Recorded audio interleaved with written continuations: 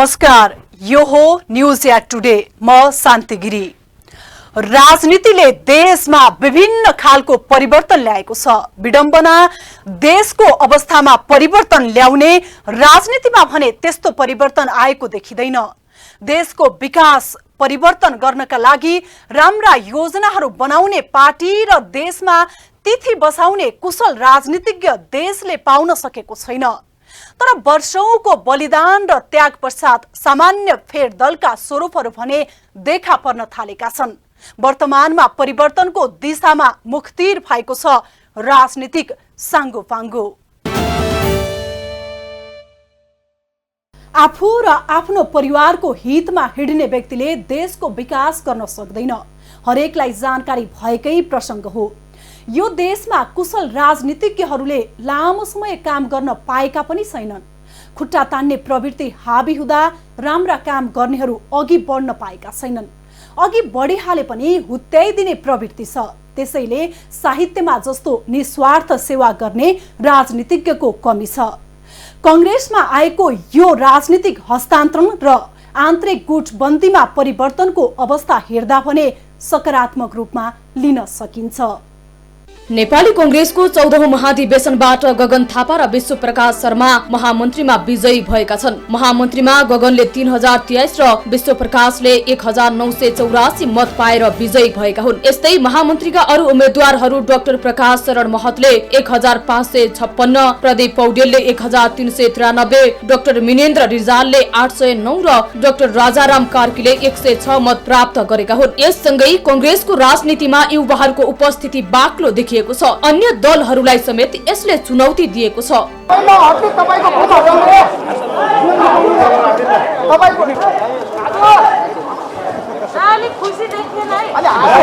महामन्त्रीमा अत्याधिक मतले विजयी गगन थापा कांग्रेसको भातृ संगठन नेवी संघबाट उदाएका गगन कुमार थापा पार्टीको महामन्त्री पदमा निर्वाचित भएका छन्। पार्टीको 14औं महाधिवेशन अन्तर्गत बिहीबार सार्वजनिक मत परिणाम अनुसार थापा महामन्त्रीमा विजयी भएका हुन्। 2046 सालमा कक्षा 9 मा अध्ययनरत रहँदा उनी नेवी संघमा प्रवेश गरेका थिए। नेवी संघको उपाध्यक्ष महामन्त्री हुँदै संविधान सभा सदस्य भए। 2073-74 मा स्वास्थ्य मन्त्री भएका थिए। 2074 मा भएको प्रतिनिधि सभा निर्वाचनबाट संसदमा विजयी भए। उनले तत्कालीन राजाको निरंकुश कदम विरुद्ध संयुक्त विद्यार्थी आन्दोलनको अगुवाई गरेका थिए।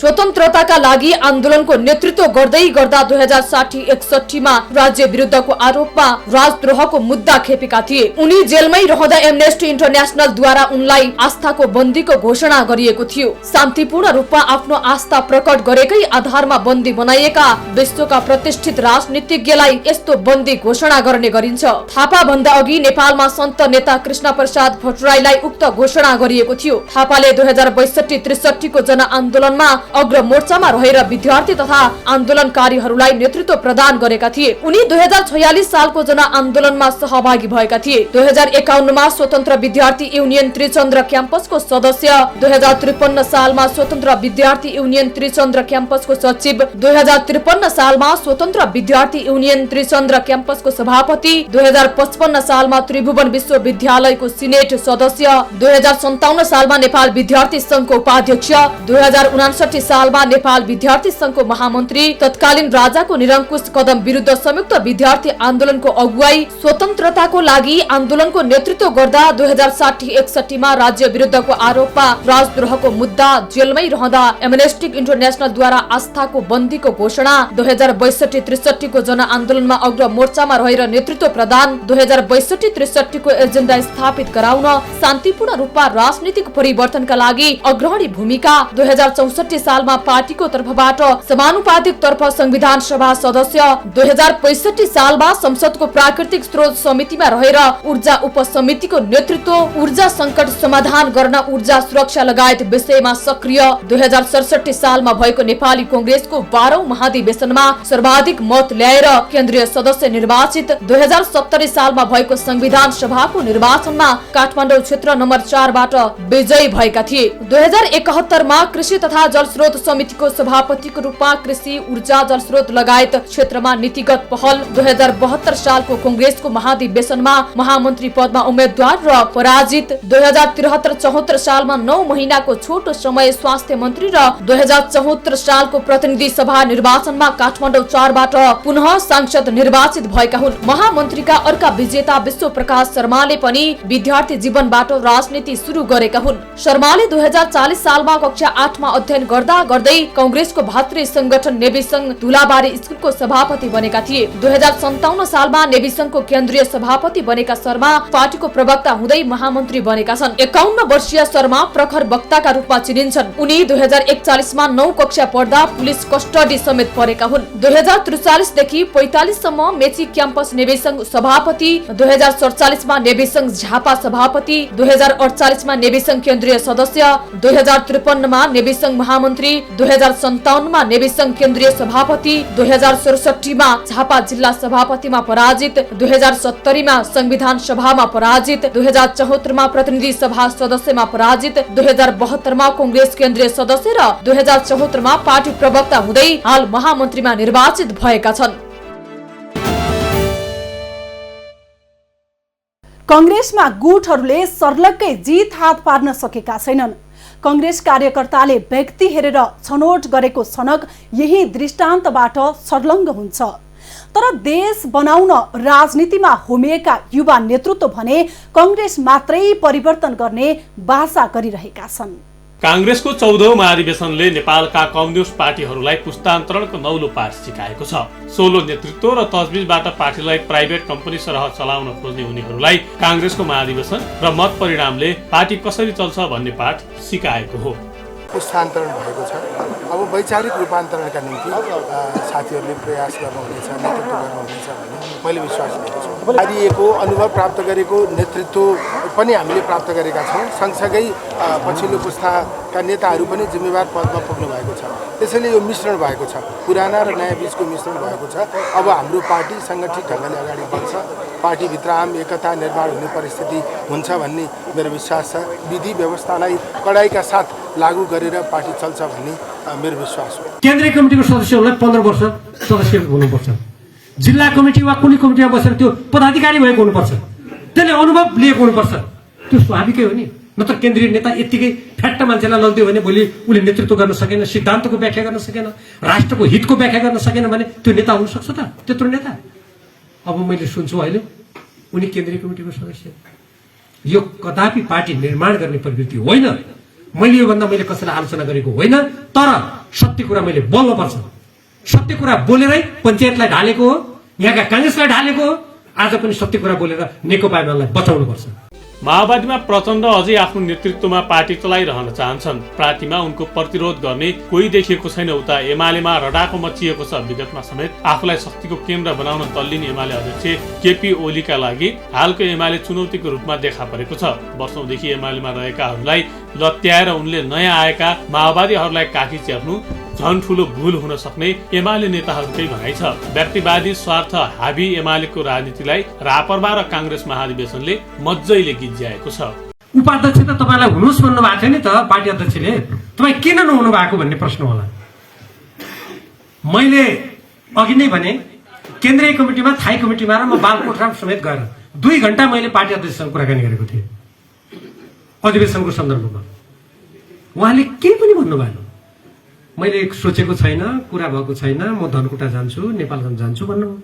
अब उहाँले भन्न नचाहेपछि मैले भन्नुहोस् कि भन्नुहोस् भन्ने कुरा त भएन। जब मैले अध्यक्षको उम्मेदवार घोषणा गरेर म गइसकेँ र सौराहमा मसँग कुनै छलफलै भएको छैन, अनि त्यो उम्मेदवारको लागि दरखास्त दिने बेलामा मञ्चमा मलाई तपाईँ उपाध्यक्ष हुनुहोस्, अब तपाईँ दरखास्त नहाल्नु भन्दा म जतिको नेताले त्यो काम गर्नु मिल्छ? त्यस्तो पार्टीको अध्यक्षको उम्मेदवार हुन्छु भनेर गइसकेका मान्छे अनि दरखास्त हाल्ने बेलामा उपाध्यक्ष पाएर अनि अध्यक्षबाट म अब हस्त हजुर भन्नु म सक्छु। कांग्रेस सुधार गर्ने जिम्मा आफ्नो काँधमा आएको निर्वाचित कांग्रेसका युवा नेताहरूले बताएका छन्। उनीहरूले अबको कांग्रेस सुदृढ र विकासशील देख्न पाउने कार्यकर्ताहरूलाई सन्देश दिएका छन्। यसले काङ्ग्रेस नयाँ मोडमा अघि बढ्न थालेको तर्कहरू समेत हुन थालेका छन्। मैले मेरो मार्गदर्शनप्रति साथीलाई जुन कुरा भनेको छु कि मलाई विश्वास गर्ने साथीहरूले मलाई यो जिम्मेवारी दिइसके पछाडि मैले तपाईँहरूलाई एक दिन पनि गलत व्यक्तिलाई छानेछु भन्ने अवस्था आउन दिन्न भनेर भनेको थिएँ। म त्यो कुरामा इमान्दारतापूर्वक काम गर्छु। म एउटा समूहमा बसेर मैले निर्वाचन लडेँ। त्यो समूहप्रतिको मेरो आफ्नो उहाँहरूप्रतिमा विशेष मेरो उहाँ सम्मान छ। तर म महामन्त्री आज जिम्मेवारी पाइसकेपछि म सिङ्गो पार्टीको महामन्त्री हो। म सबैजना पार्टीको साथीहरूको महामन्त्री हो। र मैले नेपाली कङ्ग्रेसको महामन्त्रीका रूपमा मैले जुन 3टा कुरा म लिएर यो मैदानमा आएँ म कि पार्टीको राजनीतिक कार्यदिशा नेपाली कङ्ग्रेस एउटा कुनै पनि अलमलमा नरहिकन यसको राजनीतिक बाटो राजनीतिक लाइन दिने काम महामन्त्रीको त्यसको एउटा लिखित प्रस्ताव मैले लिएर आएको छु। त्यसकै आधारमा म पार्टीलाई अगाडि बढाउने कोसिस गर्छु। मसँग भर्खर महामन्त्रीमा निर्वाचित हुनुभएको साथी विश्वप्रकाश शर्मा, उपसभापति पूर्णबहादुर खड्का, धनराज गुरुङ लगायतका पदाधिकारी जो साथीहरू छौँ, हामीहरूले मिलेर सभापतिजीलाई हामीले बल पनि पुर्याउने हो, ताकत पनि पुर्याउने हो, घचघचाउने पनि हो र सही ठाउँमा पुर्याउने पनि हो। नवनिर्वाचित महामन्त्री विश्वप्रकाश शर्माले आफ्नो जब्त काङ्ग्रेसलाई रूपान्तरित गर्ने यात्राको प्रारम्भ भएको बताएका छन्। उनले आफ्नो विजय केवल एक व्यक्ति वा गुटको नभई काङ्ग्रेसको भएको बताए। साथै उनले यो जित काङ्ग्रेसलाई रूपान्तरण गर्न र नयाँ ढङ्गले सुरुवात गर्ने यात्राको प्रारम्भ भएको टिप्पणी समेत गरेका छन्। मिडियाको साथीहरूलाई यति मात्रै जानकारी गराइराख्छु अहिले कि यो अब जे परिणाम आउँदैछ यो विश्वप्रकाश शर्मा महामन्त्री बन्दै गरेको स्थिति भनेको एउटा व्यक्तिको विजय बिल्कुलै होइन र एउटा गुटको विजय पनि होइन। यो सिङ्गो नेपाली काङ्ग्रेस पार्टीलाई रूपान्तरित गर्ने, नेपाली काङ्ग्रेसलाई नयाँ ढङ्गले सुरुवात गराउने एउटा यात्राको प्रारम्भ हो। त्यसकारण फरक फरक विचार समूह रहेकाहरू सबै साथीहरूको मत प्राप्त भएर जित्नु भनेको सिङ्गो काङ्ग्रेसलाई एउटा सयौँ थुङ्गा फुलका हामी एउटै माला नेपाली भन्ने जस्तै भावनामा गाँच्नु भन्ने हो। मैले अब यहाँ पुगेर निक्लेपछि चाहिँ मिडियाका साथीहरूसँग बोल्नुपर्ने धेरै कुरा छ। सुन्दरी जलको जेल बिपी कोइरालालाई जहाँ राखिएको थियो, जुन माटोमा ढोगेर मैले महामन्त्रीको उम्मेदवारी घोषणा गरेको थिएँ, पार्टी कार्यालय एउटा परिणाम आइसकेपछि म सिधै सुन्दरी जलको माटोमा गएर ढोगेर मेरो यात्रा प्रारम्भ गर्छु। काङ्ग्रेसमा युवाहरूको विजयको दिग्विजय पनि युवाहरूले नै बढी मनाएका छन्। कुनै बेलाका लोकप्रिय तरुण नेता डाक्टर मिनेन्द्र रिजाल परिपक्व राजनीतिज्ञ हुन्। उनले संगठनको चुनाव हार्नु अनौठो पनि होइन, तर उनले चुनाव हारेपछि मन्त्री पद छाड्छु भन्नु चाहिँ अनौठो रूपमा हेरिएको छ। नैतिकताको आधारमा राजीनामा दिएको बताउने रिजाल आफ्नो राजनीतिक भविष्य के भन्नेमा आफै अनिश्चित देखिएका छन्। नेपाली काङ्ग्रेसको 14औं राष्ट्रिय महाधिवेशनको निर्वाचन परिणामले पार्टीभित्र मेरो समर्थनको आधार अत्यन्त सङ्कुचित भएको स्पष्ट छ। यस कुरालाई हृदयङ्गम गर्दा मैले रक्षामन्त्री पदमा रहिरहनु नैतिक रूपमा उपयुक्त हुन्न, तसर्थ रक्षामन्त्री पदबाट राजीनामा दिएको छु। जे राजनीतिक सम्पत्ति मेरा लागि आजको दिनमा आवश्यक हुन्थ्यो, मैले चाहेका गर्न खोजेका चिज गर्नका लागि त्यो राजनीतिक सम्पत्ति मैले गुमाएँ कि जस्तो पनि लाग्यो। एउटा निर्वाचन हारे मात्रै होइन, मसँग त्यो पुँजी रहेन जस्तो लागेर पनि राजीनामा रक्षामन्त्रीबाट कमसेकम दिनुपर्छ।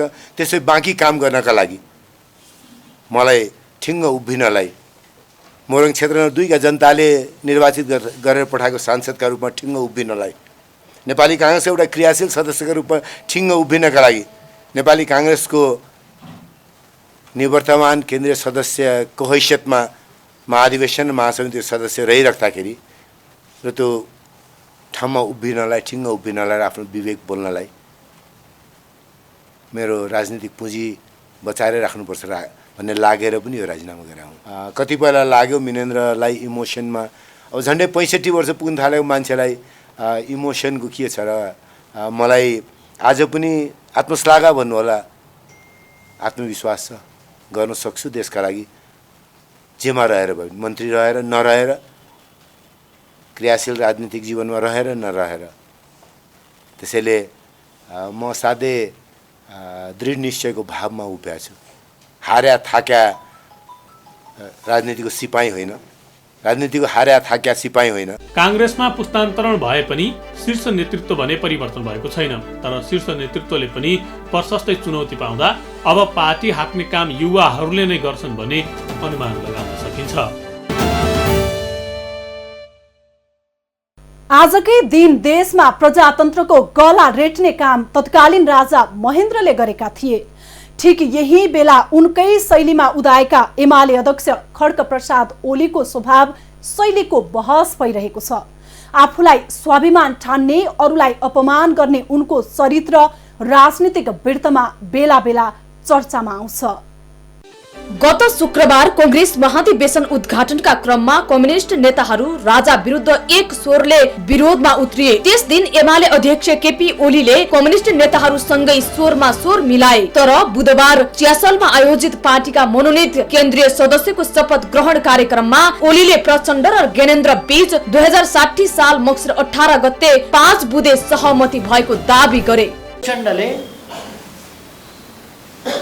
यो शेयर बजारको सम्बन्धमा बडा क्रान्तिकारी साम्राज्यवाद विकसित भयो भने शेयर बजार हुन्छ अरे। साम्राज्यवादको विकसित रूप चाहिँ लेनिनले भन्दा पनि अलिकति बढ्दै जान्ने भएछन् 2 स्टेप। पुँजीवाद विकसित हो भएर साम्राज्यवाद हुन्छ भनेर लेनिनले भनेका थिए। त्योभन्दा माथि गएर साम्राज्यवाद विकसित भएपछि शेयर पुँजीमा जान्छ, शेयर बजार जान्छ भनेर प्रचण्डले एउटा नयाँ थेसिस ठोकिदिए।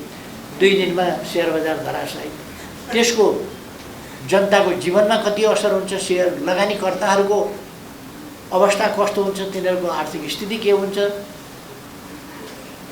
केही पनि मतलब छैन। अर्थतन्त्र केही पनि मतलब छैन।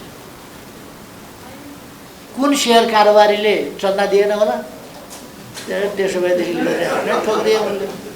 ये चन्दा नै दोष त बनाइदिनु नरहे बाँस नबजे बाँसले लजा त भनेर बाँसै।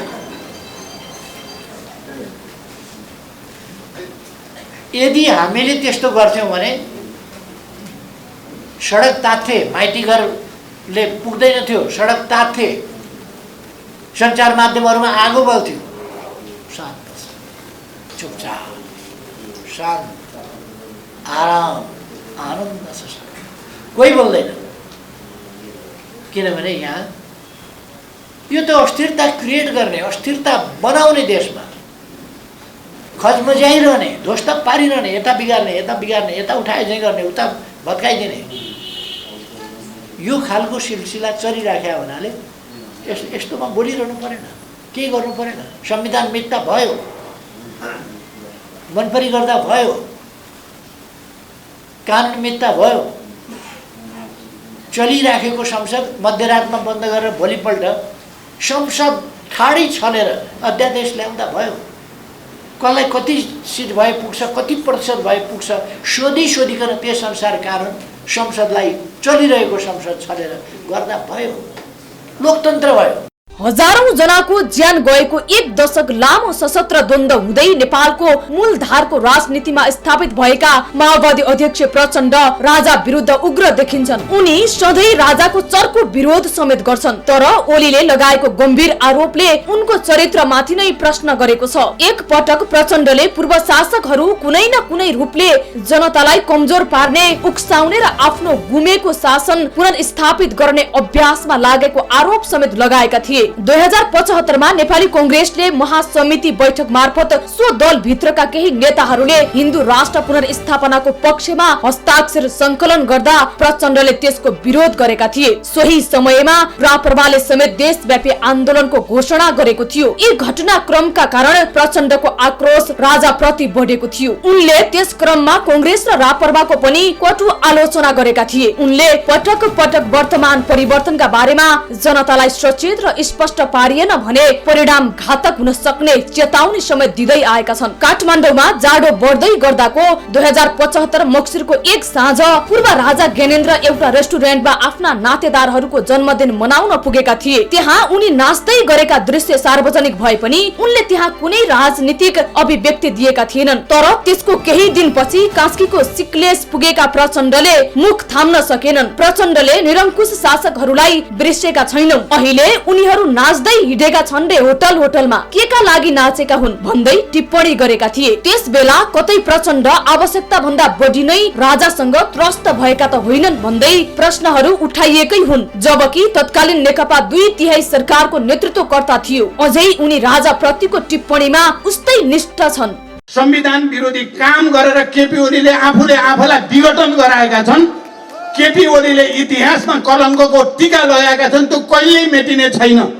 जबसम्म केपी ओलीले पश्चाताप गर्ने छैनन्, लोकतन्त्रमाथि मैले घात गरेँ, आफैले बनाएको संविधानको बलात्कार गरेँ, मैले म अपराधी हुँ भन्ने छैनन्, तबसम्म इतिहासले उनलाई माफी दिने छैनन्। एमाले अध्यक्ष ओलीले प्रचण्डसँगै सहमतिपछि ज्ञानेन्द्रले देशव्यापी रूपमा अभिनन्दन कार्यक्रम चलाएको आरोप प्रचण्डमाथि लगाएका छन्। फगत भाषणकै लागि त यो ठिकै होला, तर प्रचण्ड र ज्ञानेन्द्र बीच सहमति भएको भन्ने कुरा र त्यसलाई पुष्टि गर्ने आधार नेपाली राजनीतिक इतिहासमा कहीँ कतै उल्लेख भएको पाइन्न। बरु ज्ञानेन्द्रको प्रत्यक्ष शासन विरुद्ध 2062-63 मा भएको आन्दोलनमा तत्कालीन माओवादी भूमिगत रूपमै भए पनि सक्रिय ढंगले सहभागी भएको थियो। आन्दोलनमा लागेका 7 दल र माओवादी बीच 12 बुँदे सहमति शान्ति सम्झौता हुँदै मुलुक शान्ति प्रक्रियामा गएको थियो। त्यसअघि 2058 जेठमा दरबार हत्याकाण्ड भएपछि ज्ञानेन्द्रलाई राजाको मान्यता दिन नहुने भन्दै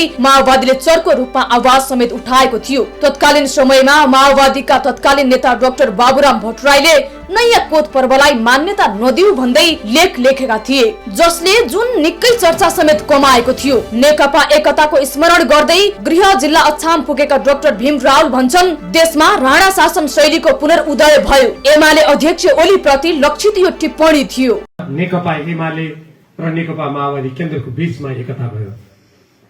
मलाई राष्ट्रिय सभागृहमा नेताहरूले हातमा हात समातेर त्यो एकताको घोषणा गरेको दिनको झल्को अहिले पनि मनमा छँदैछ। यदि तपाईहरुले त्यो दिन टेलिभिजनको पर्दामा त्यो दृश्य हेर्नु भएको थियो भने मलाई लाग्छ तपाईहरुको मनमा पनि त्यो दिनको त्यो क्षण ताजा हुन पर्दछ। हामीले त्यो घोषणामा भन्यौं, अब नेपालको कम्युनिस्ट आन्दोलनमा विगतका फुटका ती सम्पूर्ण श्रृंखलाहरू समाप्त हुनेछन्। यो पार्टी कहिले पनि फुट्ने छैन। हामी एकताबद्ध भएर अगाडि बढ्नेछौँ। नेताहरूको घोषणा त्यही नै थियो। एउटा सुखद सम्झना भनौँ तपाईहरुलाई, त्यो घोषणा मसौदा गर्ने प्रमुख व्यक्ति म नै थिएँ। मैले मेरो कम्प्युटरमा त्यो घोषणा लेखेर राष्ट्रिय सभागृहमा पठाएको थिएँ र मलाई पनि विश्वास थियो अब हामी नेपालको कम्युनिस्ट आन्दोलनमा विगतका ती फुटका सबै श्रृंखलाहरूलाई पछाडि छोडेर हामी अगाडि बढ्नेछौँ। ओलीका व्यवहार प्रति सबै दल र नेताहरू चिन्तित छन्। उनीहरू यसले अप्ठ्यारो स्थिति सिर्जना गर्ने दाबी गर्दैछन्, तर उनी भने केवल भ्रामक कार्य गर्दैछन्। प्रपर्वमा नेतृत्व परिवर्तन, पूर्व राजाको इच्छा अनुसार जनजाति समेत मिलाएर आन्दोलन थाल्ने तयारी, अहिलेको सत्ता गठबन्धन जसरी पनि टुटाएर चुनावमा जाने केपी ओलीको चाहना, न्यायालयमा जारी किचलो जसरी पनि एमसीसी पास गर्न प्रचण्डलाई प्रधानमन्त्री देउबाको आग्रह अनि कांग्रेस महाधिवेशन लगत्तै सुविचारित रूपमा डाकिएको संसदीय अधिवेशन, के हुन्छ अब राजनीति, कता जाला मुलुक, यी तत्कालका अनुत्तरित र ज्वलन्त प्रश्न हुन्। एमाले अध्यक्षलाई नेता रावलको प्रश्न छ, माधव नेपाल र झलनाथ खनाल किन अर्को पार्टीमा गए? झण्डै 2/3 संघीय सरकार र 6 प्रदेश सरकारहरू किन ढले? यस किसिमका प्रश्नका सवाल सतहमा अनेक छन्। जवाबका निम्ति आगामी 2 साता कुर्नै पर्ने बाध्यता छ। फेरि पनि मुलुक 26 वर्ष अघि अहिलेकै प्रधानमन्त्रीको हातबाट सम्पन्न महाकाली सन्धि र त्यसबाट उत्पन्न राजनीतिक जटिलताकै अवस्थामा गुज्रदैछ। हालै नेपाल भ्रमण गरेका अमेरिकी सहायक विदेश मन्त्री डोनाल्ड लुले, प्रधानमन्त्री शेरबहादुर देउबा, माओवादी केन्द्रका अध्यक्ष प्रचण्ड, एमाले अध्यक्ष ओली, एकीकृत समाजवादीका अध्यक्ष नेपाल लगायतलाई एमसीसी बारे निर्णय लिन दिएको समय सकियो। जनतामाझ राजनीतिक अस्थिरता र भाँड भैलो मच्चाउने सिलसिला पुनः सुरु पो हुन्छ कि? कम्युनिस्ट नेताहरू मिल्दा ओठ चाट्ने र छुट्दा कुरा काट्ने शैली पुरानै हो, तर एमाले अध्यक्ष ओली र माओवादी अध्यक्ष प्रचण्डको हकमा भने यो सदाबहार राजनीति जस्तै बनेको छ। नेकपा माओवादी केन्द्रका अध्यक्ष पुष्पकमल दाहाल प्रचण्डले एमाले अध्यक्ष केपी शर्मा ओली झुट, बेइमानी र धोकाको अर्को नाम भएको आरोप लगाएका छन्। बुधबार एक कार्यक्रममा ओलीले तत्कालीन राजा ज्ञानेन्द्र र माओवादी अध्यक्ष दाहाल बीच 5 बुँदे सहमति भएको दावी गरेपछि उक्त दावीको खण्डन गर्दै दाहालले बिहिबार प्रेस वक्तव्य जारी गरेका छन्। दाहालले ओलीको आरोप खण्डन गर्दै दलाल पुँजीपति वर्ग र प्रतिगमनको राजनीतिक प्रतिनिधिका रूपमा देखा परेका एमाले गुटका ओली झुट, बेइमानी र धोकाको अर्को नाम हो भन्ने तथ्यलाई उनले हालैको आफ्नो अभिव्यक्तिबाट पुनः प्रमाणित गरेको टिप्पणी गरेका छन्। एमाले अध्यक्ष ओली र माओवादी अध्यक्ष प्रचण्डको सम्बन्ध निकै उतार चढावपूर्ण छ। एक समय आपसमा राम्रो सम्बन्ध बनाएका यी दुई नेता पुनः शत्रुतापूर्ण व्यवहारमा उत्रिएका छन्। एकताका निम्ति अन्तिम हदसम्म, अन्तिम दमसम्म हामीले प्रयत्न पनि गर्यौं। त्यसका निम्ति धेरै हामी चाहिँ एक किसिमले यो कम्प्रोमाइज गरेर हैन, हामीले चाहिँ क्षति बेहोरेर भए पनि एकता गरौँ भन्यौं। तर केपी ओलीको जुन दम्भ थियो, अहंकार थियो, घमण्ड थियो, अरू शक्तिहरूले पनि खेले होलान्। सर्वसत्तावादी तरिकाले चलाउने प्रयास भयो अथवा चाहिँ एउटा चाहिँ प्राइभेट कम्पनी जस्तो कब्जा गर्ने खालको स्थिति भयो। हामीले विद्रोह गर्यौं, चाहे भीम कमरेडसँग होला, चाहे घनश्यामजीसँग होला। हामीले छलफल गर्दाखेरि म आफैले व्यक्तिगत रूपमा पनि उहाँहरूसँग कुरा गर्दाखेरि हामी एउटा निष्कर्षमा थियौं कि केपी ओलीसँग रहनु भनेको कि त चाहिँ आत्मसमर्पण गर्नु हो कि चाहिँ सिद्धिनु हो। यो त हिजो जानिसकेका थियौँ हामीले। उहाँहरूले के बुझ्नुभयो थाहा छैन। विगतमा एकअर्काका कटु आलोचक बन्ने उनीहरू नेकपा एकतासँगै एकअर्काका परिपूरक जस्तै बनेका थिए र प्रचण्डकै समर्थनमा ओलीलाई दोस्रो पटक प्रधानमन्त्री बनाइयो। तर सत्तावृत्तमा रहेका ओली निरन्तर पार्टी स्वार्थ केन्द्रित राजनीतिमा लाग्दा नेकपा विघटन हुन पुग्यो। उनीहरू पुनः विपरीत ध्रुवमा परिणत भए। एक समय प्रचण्ड नेतृत्वको 30 दलीय मोर्चाले औपचारिक निर्णय नै गरेर ओलीको मानसिक उपचार गराउनु पर्ने निचोड नै निकालेको थियो। तर सबै साम्य भएझै प्रचण्डले ओलीलाई भुइँ चढाए, सत्तामा पुर्याए। ओलीलाई सत्ता सुख पसेन। उनले अनेकन कर्मकाण्ड गरे अनि सत्ताच्युत हुन पुगे। जनताले 2/3 बहुमतका साथ नेकपालाई चाहिँ सत्तामा पुर्याए। 2/3 बहुमत चाहिँ थ्याक्न नसक्ने, 5 वर्षको चाहिँ एउटा निरन्तर रूपमा सरकार चलाउने अवसरलाई चाहिँ गुमाउने। एउटा बाहेक 6वटा चाहिँ प्रदेशमा चाहिँ नेकपाको चाहिँ सरकार थियो, सब कोल्याप्स हुने। अनि कुन धरातलमा हुनुहुन्छ उहाँ? हिजो कुन बेसमा हामीले चुनाव जितेका थियौँ? अबको स्थिति के छ भन्ने त हेर्नु पर्यो नि। प्रचण्ड आफूलाई निकै चतुर नेता ठान्छन्, तर ओली प्रचण्ड भन्दा चतुर खेलाडी मानिन्छन्। भारतीय नेता रञ्जित रेले आफ्नो किताबमा समेत उनलाई चतुर भनेर घोषणा नै गरेका छन्। मनोवैज्ञानिक हिसाबले चाहिँ प्रचण्ड कमजोर र डराएको अवस्थामा छन् भने ओली विजय मुद्रामा अनि निडर जस्ता देखिन्छन्। ओली निकै रिजिड छन्, प्रचण्ड डाइनामिक छन्। रेको किताबमा उल्लेख छ। ओली बेला बेलामा अनेकन अभिव्यक्तिले राजनीतिलाई तरङ्गित गरिरहन्छन्। ओलीको एउटा क्षुद्र बानी छ, उनी जब बोल्छन् अरूलाई बेसमारी बोल्छन्। अपाच्य भाषा र तुच्छ शैली उनको भाषणमा समेत सुन्न पाइन्छ। ओलीको वरिपरि नै घुमेको देखिन्छ अहिलेको राजनीतिक परिदृश्य। ओली आफ्नो चर्चा कम हुन लागेको देख्ने बित्तिकै कुनै एउटा यस्तो अभिव्यक्ति दिन्छन्, फेरि त्यसैमा बहस सुरु भइहाल्छ। अहिले नेपाली कांग्रेसले लोकतान्त्रिक विधिबाट गरेको चुनावको चर्चा भइरहेका बेला ओली फेरि आफूलाई चर्चाको केन्द्रमा पुर्याउन सफल भएका छन्। अब राजनीति र न्याय नीतिमा जे छ केवल निहित स्वार्थ छ। यहाँ खाली व्यथिति छ, खाली विकार छ। सबैतिर दिग्भ्रम, व्यथिति र विकार मात्रै। यो प्रवृत्तिलाई सुधार ल्याउन असम्भव जस्तै लाग्छ कहिलेकाहीँ। तर सकारात्मक भने कुरा के छ भने कोसिस लगातार भइरहेको छ। हस्त न्यूज एट टुडेबाट म शान्ति गिरी लगायत हामी सबैलाई बिदा दिनुहोस्। नमस्कार।